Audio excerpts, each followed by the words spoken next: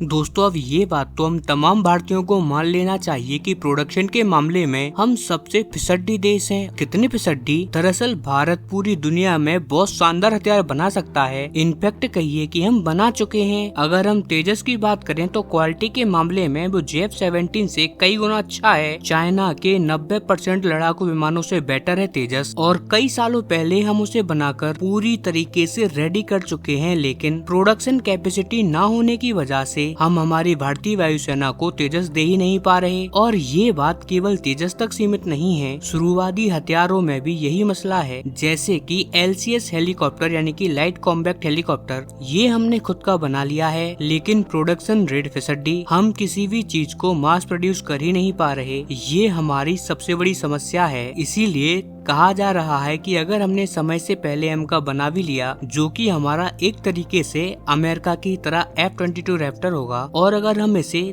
2030 तक उड़ा देते हैं, 2030 तक हम इसके लगभग सारे टेस्ट कंप्लीट कर लेते हैं, तो भी इस बात की कोई गारंटी नहीं है कि 2040 तक भी वो भारतीय वायुसेना को मिल पाएगा। ये है हमारी प्रोडक्शन की इस टाइम की स्थिति, और ये बात सरकार और हमारा रक्षा मंत्रालय दोनों जानते हैं। इसीलिए इसे सुलझाना आज एक बहुत बड़ा मसला बन चुका है, और अब इसकी शुरुआत आज से कर भी दी गई है। यानी कि अब 2026 से हम इस प्रोडक्शन रेट की समस्या को सुलझाने जा रहे हैं, स्पेसिफिकली M का के लिए। अब वो कैसे? दरअसल अब भारतीय वायुसेना प्लानिंग कर चुकी है 40+40 की, जिसके तहत हम 40+40 M का लड़ाकू विमान का ऑर्डर पहले ही दे देंगे। अब आप लोग कहोगे यार ये क्या तरीका हुआ, अगर आपको 80 लड़ाकू विमान खरीदने हैं तो आप डायरेक्ट ऑर्डर दे दो, ऐसे 40-40 करके 2 ऑफर बनाने की क्या आवश्यकता है? तो यहाँ पर भारतीय वायुसेना का माइंड ये बोलता है कि तेजस लड़ाकू विमान आज तक हमें इसीलिए नहीं मिल पाया क्योंकि हमने आज तक एक भी लड़ाकू विमान का ऑर्डर नहीं दिया था, और जब हमने ऑर्डर दिया तो सीधा 180 लड़ाकू विमान का, और इसकी वजह से HAL के हाथ पैर फूल गए। उन्हें आज तक समझ नहीं आया कि आखिरकार वो प्रोडक्शन रेट रखें तो रखें क्या, और कितने लड़ाकू विमान एक साल में हम बनाने की तैयारी करें। यही पूरा मसला है जो कि तेजस की हालत इतना बुरा कर चुका है। लेकिन भारतीय वायुसेना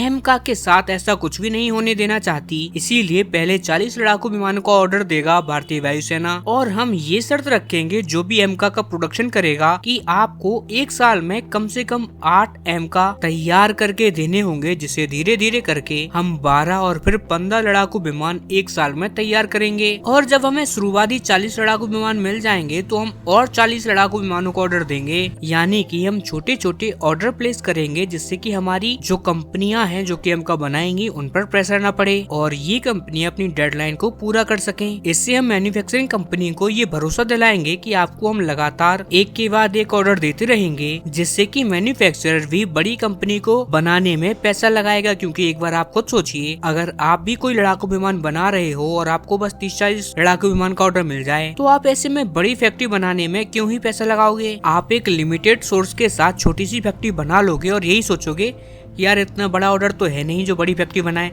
और क्या भरोसा फ्यूचर में जाकर हमें ऑर्डर मिले भी इसके या ना मिले। अभी से फालतू में क्यों ही इतने पैसे लगाना। लेकिन हम ऐसा नहीं होने देना चाहते, हम कंटिन्यूटी बनाए रखना चाहते हैं ऑर्डर में। इसीलिए पहले हम धीरे धीरे करके छोटे ऑर्डर दे देंगे ताकि मैन्युफैक्चरर के ऊपर भी दबाव ना आए और प्रोडक्शन कैपेसिटी भी लंबे टाइम तक स्थिर हो जाए। लेकिन एक चीज जिस पर अभी भारत निर्णय नहीं लेना चाहता वो है एक्सपोर्ट। आप ये बात मान के चलिए, जब भारत M का बना लेगा तो उसके बाद भारत के सामने दर्जनों दर देश खड़े होंगे लाइन लगाकर भारत से एक स्टेल्थ फाइटर जेट परचेज करने के लिए। लेकिन अब हमें डिसाइड ये करना होगा कि अगर हम इसे बेचेंगे तो किसे बेचेंगे, और वो भी किस मात्रा में और किस दरों पर। क्योंकि अमेरिका भी F-35 बेचता जरूर है, लेकिन वो भी उसका एक लाइट वेरिएंट बेचता है। वो ये बात सुनिश्चित करता है कि कोई भी देश F-35 की रिवर्स इंजीनियरिंग ना कर पाए, और दूसरी बड़ी बात कि उसका कंट्रोल बना रहे। भले ही दूसरे देश ने परचेज कर लिया है, लेकिन अमेरिका का कंट्रोल उस पर हमेशा बना रहे। और सबसे बड़ी बात कि वो किसी भी कीमत में अमेरिका वाले F-35 के मुकाबले का ना हो, हमेशा वो अमेरिकी